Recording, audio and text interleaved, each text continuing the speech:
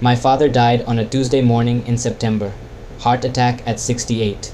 By Friday afternoon, my older brother and sister had already divided his entire estate between themselves like I did not exist. They sat at his dining table, with the will laughing about how much each of them would get. The house, the cars, the investment accounts, everything split 50-50. When I asked where my share was, my brother looked me in the eye and said Dad knew what he was doing. They toasted with his bourbon and told me to leave. 3 days later, his attorney called and said there was a second will, one my siblings knew nothing about, one that changed absolutely everything. Drop a comment telling me where you are watching from. Hit that like button and subscribe, because what that second will contained destroyed my siblings and gave me justice I never saw coming. I grew up in Portland, Oregon, with my older brother Justin and older sister Megan. I was the youngest by 6 and 8 years respectively. My mom died when I was 4. Cancer. I barely remember her. My dad raised us alone. He owned a successful plumbing supply company. Started it from nothing, built it into something that employed 20 people and generated steady income. Justin and Megan were always the golden children. Justin was the athlete star quarterback in high school, got a scholarship to Oregon State.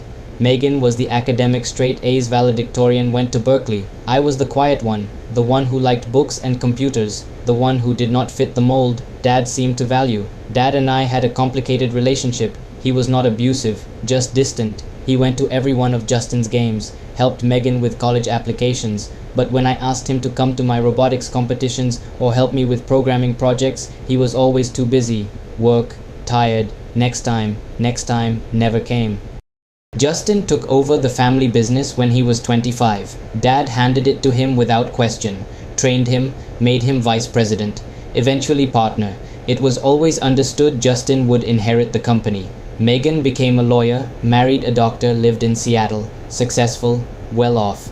Dad was proud of both of them. I went to community college, studied computer science, worked part-time at a tech repair shop, eventually got a job as an IT technician at a hospital. Decent pay, but nothing impressive compared to my siblings. Dad rarely asked about my work. When he did, his eyes glazed over when I explained what I did.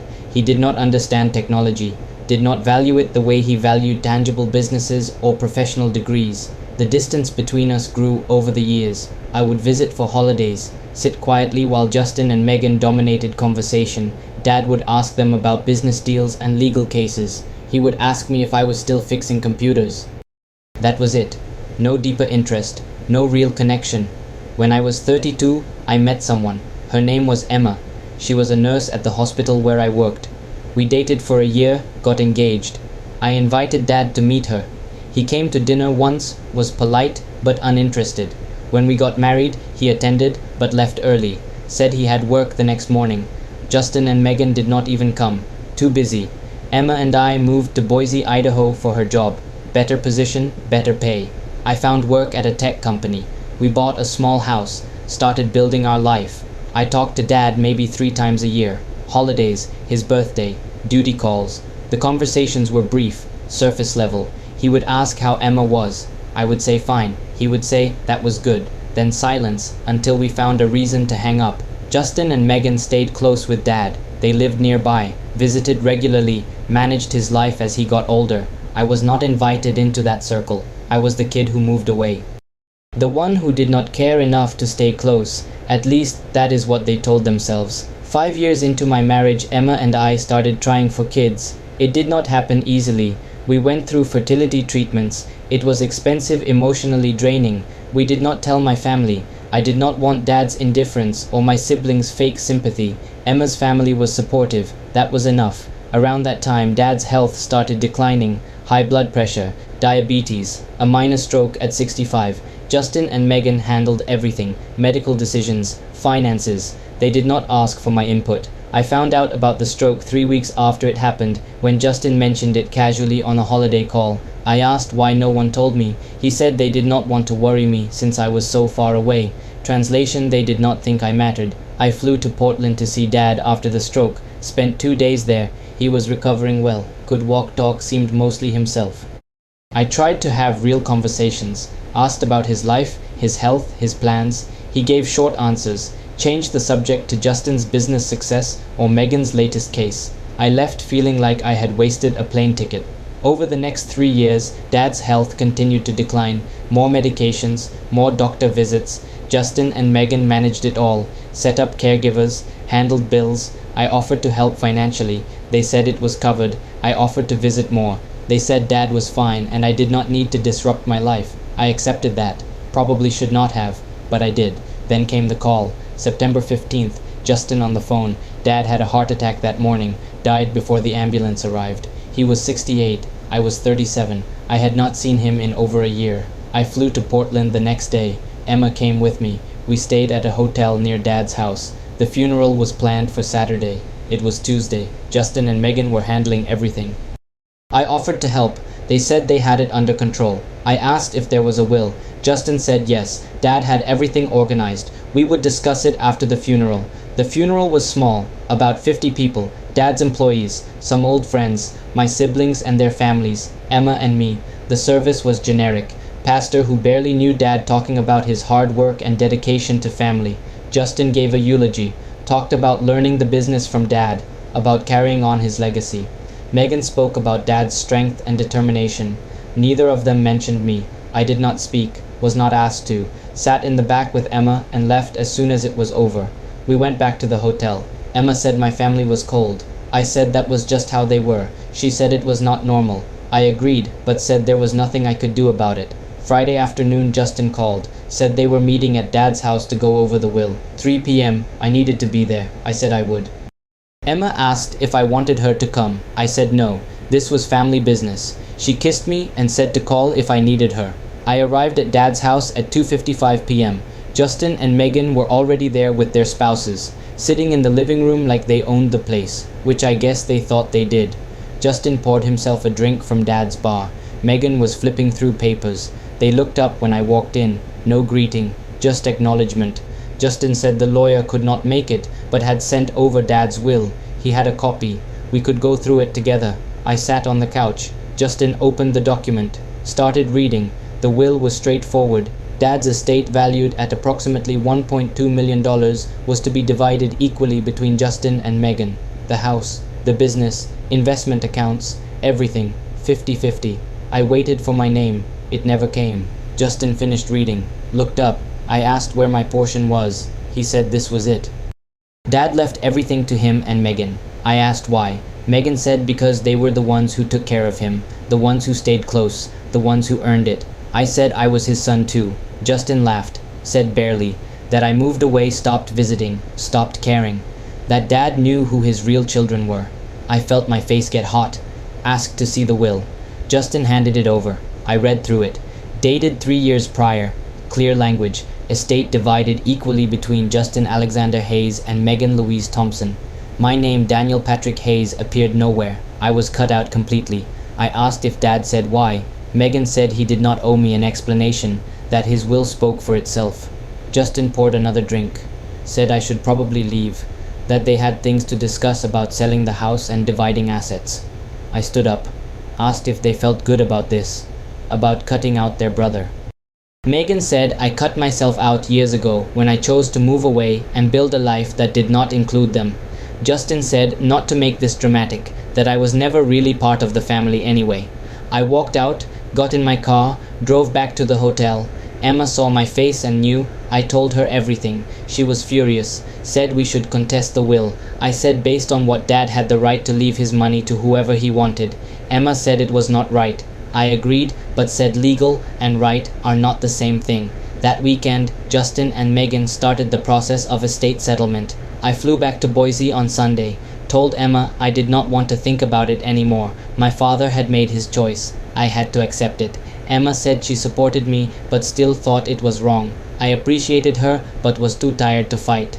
Monday I went back to work. Tried to focus. Could not. Kept thinking about sitting in that living room. About Justin and Megan laughing as they divided up everything. About being erased from my own father's legacy. About spending 37 years feeling like I did not matter and having that confirmed in a legal document. Tuesday morning, 3 days after the will reading, my phone rang. Unknown number. I almost did not answer, but something told me to pick up. It was a man named Gerald Whitman. He said he was my father's attorney. I said I had already been through the will with my siblings. He He said no, I had not the real one. I asked what he meant. Gerald said my father had two wills. The one Justin had was legitimate but outdated. There was a second will executed 6 months before Dad died. That will superseded the first, and that will told a very different story. Gerald said he needed to see me in person. Could I come to Portland? I said I could be there tomorrow. He said good. Bring a photo ID. We had a lot to discuss. I told Emma that night. She said this could be good news, or it could be nothing. I said either way I needed to know. She said she was coming with me. We booked flights for Wednesday morning. We arrived in Portland Wednesday afternoon. Met Gerald at his office downtown. He was older, maybe 70, with kind eyes and a firm handshake. He sat us down in a conference room, put a folder on the table, said what he was about to tell me would be shocking, that I should prepare myself. He opened the folder. Inside was a will dated March of this year, 6 months before Dad died. The will named me Daniel Patrick Hayes as the sole beneficiary of my father's entire estate. The house, the business, all investment accounts, all personal property, everything, 100% to me. Justin and Megan were specifically excluded with a clause stating they had already received significant financial support during his lifetime and required no further inheritance. I stared at the document, read it 3 times. Asked if this was real, Gerald said absolutely. Notarized, witnessed by 2 people who were not family, legally executed according to Oregon law. This will superseded any previous wills, which meant the one Justin and Megan had was void. I asked why Dad did not tell anyone. Gerald said your father was a complicated man. He asked me to keep this will confidential until after his death. Said he wanted his other children to show their true colors without the influence of knowing about this document. He suspected they would exclude you from the first will's reading. He wanted to see if he was right. Apparently, he was. Emma asked if Justin and Megan knew about this will. Gerald said absolutely not. They had proceeded with probate based on the older will, had already started transferring assets, had filed paperwork with the court, all of which was now invalid. Gerald said he was obligated to notify them and the court of the newer will's existence. That everything they had done would need to be reversed. I asked why Dad did this. Why leave me everything after a lifetime of treating me like I did not matter? Gerald pulled out a letter. Said your father asked me to give you this after his death. He handed me an envelope, my name written in Dad's handwriting. I opened it. Inside was a 2-page letter. I will not share the whole thing, but the summary was this. Dad said he knew he had been a terrible father to me, that he had favored Justin and Megan because they reminded him of himself and my mother, that I was different in ways he did not understand and that scared him, that he pushed me away instead of trying to connect, that he regretted it more than I could know. He said watching Justin and Megan over the years, especially as he got older, showed him they were motivated by money and status, that they visited because they wanted to secure their inheritance, that they made decisions about his care based on what benefited them.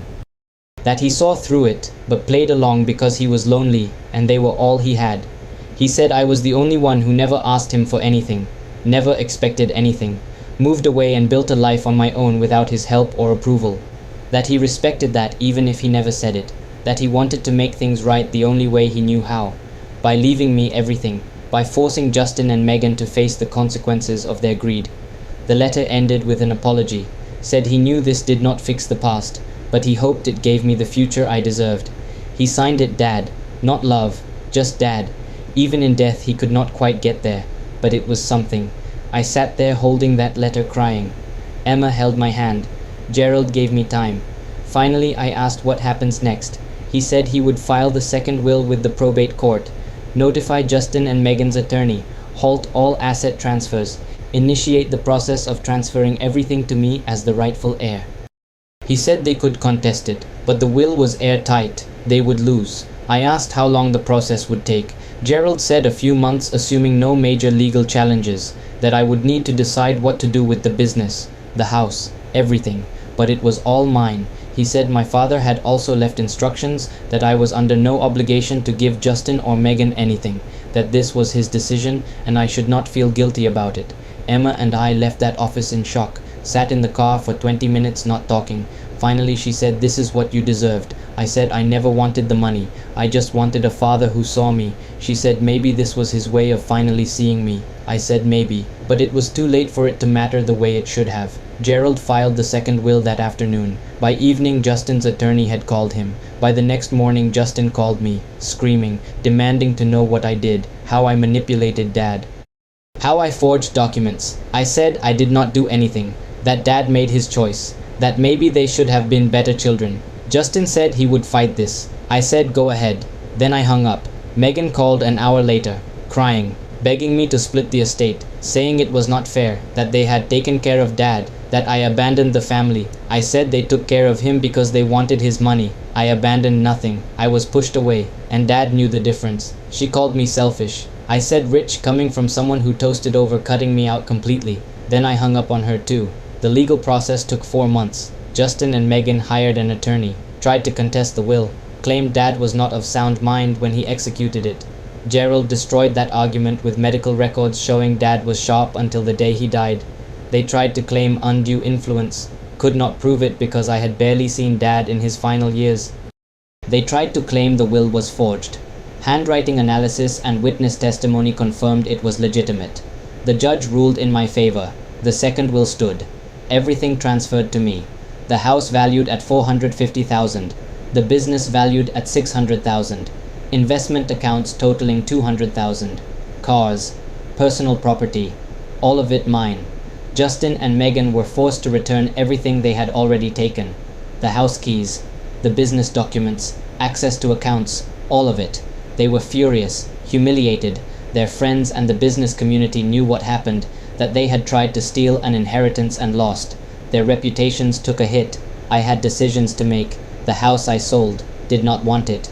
Too many bad memories. Got asking price within a month. The business I kept initially, hired a manager to run it while I figured out what to do. Eventually sold it to that manager for a fair price. He had worked there for 15 years, knew it better than I ever would. He deserved it. The money I invested, set up college funds for future kids, paid off our house in Boise, put the rest in retirement accounts and safe investments. I did not need luxury, just security. This inheritance gave me that. Justin and Megan tried to reconcile months later. Both sent emails, said we were still family, that we should move past this. I did not respond. They made their choice when they laughed at that table, when they told me I was not really family. I did not need their fake attempts at relationship now that the money was gone. My extended family had opinions, Dad's cousins, old family friends. Some said I should share with my siblings. That family is family. I said family does not cut you out and toast about it. Others said I did the right thing, that Justin and Megan showed who they were. I appreciated the support, but mostly I just moved on. Emma and I used some of the money to finally complete fertility treatments that had been too expensive before. We now have a 2-year-old daughter. Her name is Claire. She will never know her grandfather, but she will grow up knowing her father fought for what was right and did not let cruelty define him. It has been 5 years since Dad died. 5 years since I sat in that living room and watched my siblings divide his estate without me. 5 years since Gerald called and changed everything, and I am at peace with all of it. The money is gone in the sense that it is invested and securing our future. I do not live extravagantly, still work in IT, still live in the same house. The inheritance gave us stability, allowed us to have Claire without financial stress, let us breathe. That is all I needed. Justin and Megan are still in Portland. Justin runs a different business now, smaller, less successful. Megan is still a lawyer. We have not spoken in 5 years. I do not miss them. They were never really my siblings, just people I shared genetics with who treated me like I did not matter. Dad's will confirmed what I always knew, that I was an outsider, but it also gave me justice, proved that he saw their true nature even if he could not admit it while alive. I think about Dad sometimes, about that letter, about how he waited until death to finally tell me he respected me. Part of me wishes he had said it while alive, that we could have had a real relationship, but another part of me understands he was damaged, incapable of the emotional honesty that would have required. The will was his apology, flawed, imperfect, but real. Do I forgive him? I do not know. Forgiveness is complicated when someone hurts you for decades and then tries to fix it with money. But I accept what happened, accept that he did what he could with the tools he had, accept that the inheritance was not about money. It was about finally being seen. Claire will never meet her grandfather. But she will inherit something more valuable than money. She will inherit parents who see her, who value her for who she is, who will never make her feel like an outsider in her own family. That is Dad's real legacy, teaching me through his failures how to be a better father than he was. Justin and Megan taught me something too. That blood does not equal loyalty. That family is who shows up, not who shares DNA. That greed reveals character faster than anything else. They thought they were smart, thought they had secured their future by staying close to Dad and pushing me out. They were wrong, and that mistake cost them everything. I do not celebrate their loss. I just accept it as consequences. They made choices. Choices to be cruel, to exclude, to mock. The will was Dad's way of saying those choices mattered, that actions have outcomes. They gambled that Dad would always favor them. They lost. As for me, I won something I never expected, not just money, but validation. Proof that I was not crazy for feeling invisible, that Dad did see the difference between children who loved him and children who loved his money, that even a flawed man can make one right decision before he dies. Would I trade the inheritance for a real relationship with Dad while he was alive? Yes, without question. But that was never an option, so I take what I got. The money, the letter, the knowledge that at the very end, he chose me. It is not enough, but it is something. 5 years later, I am grateful. Not for the money specifically, but for the closure, for the proof that my instincts were right, for the security it gave my family, for the lesson it taught me about who deserves my time and energy, and for the peace of knowing I do not owe Justin or Megan anything. Not my time, not my forgiveness, not a single dollar. Dad made sure of that. So thank you, Dad, for the inheritance, for the letter, for finally in your own broken way seeing me. It was 37 years too late, but it still mattered, and I will make sure Claire knows that her grandfather, despite everything, tried to make things right at the end. That is more than a lot of people get, and it is enough. Have you ever been cut out of a will by family members who thought they deserved everything? How did you handle it? Would you have shared the inheritance with siblings who excluded you, or kept it all like I did? Drop your thoughts in the comments below. If this story resonated with you, hit that like button and share it with someone who understands family is not always about blood. Subscribe for more real stories about inheritance, betrayal, and justice. Thank you for listening. Thank you for understanding that sometimes the people who hurt you the most end up teaching you the most valuable lessons. Take care of yourselves and remember, greed always reveals true character. Always.